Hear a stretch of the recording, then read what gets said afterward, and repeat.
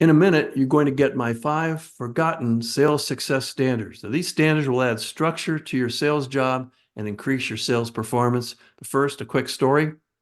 I'm in Pittsburgh in a TV studio.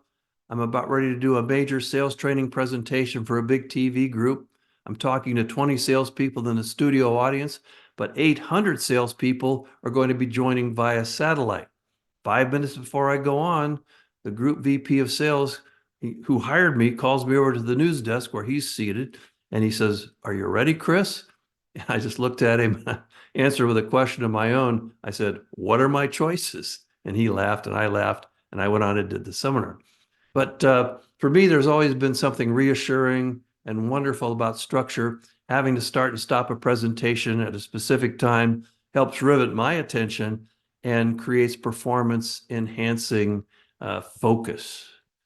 You can set your watch by a Chris Lytle seminar. The VP of a major Canadian trade association said that to his audience as he introduced me.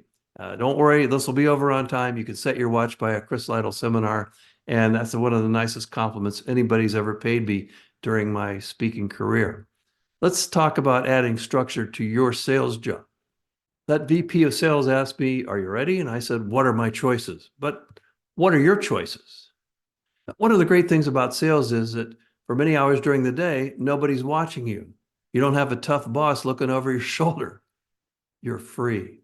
But for too many salespeople, that freedom gives them too many choices. I mean, you can take your dog to the vet.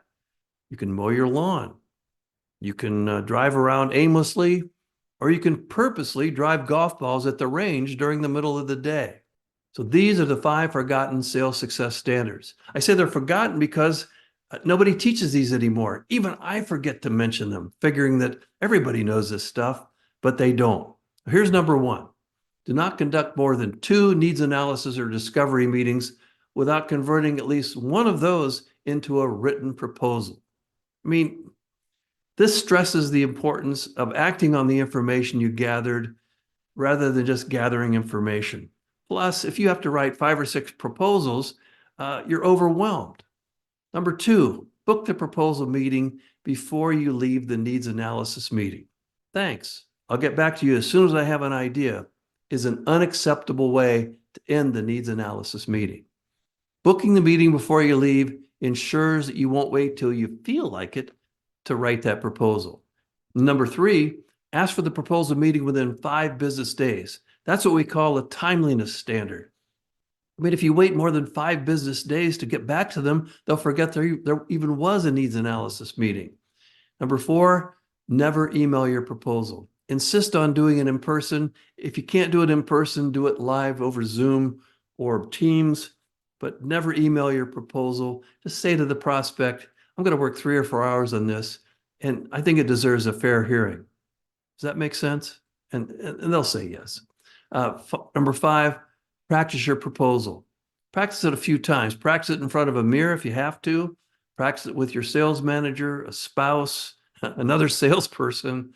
If it's a major proposal, practice it in front of the whole sales meeting.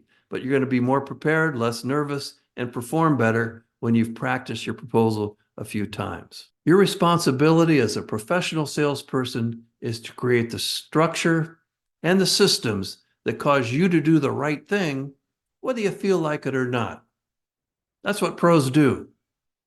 Are you ready to go pro? Talk soon.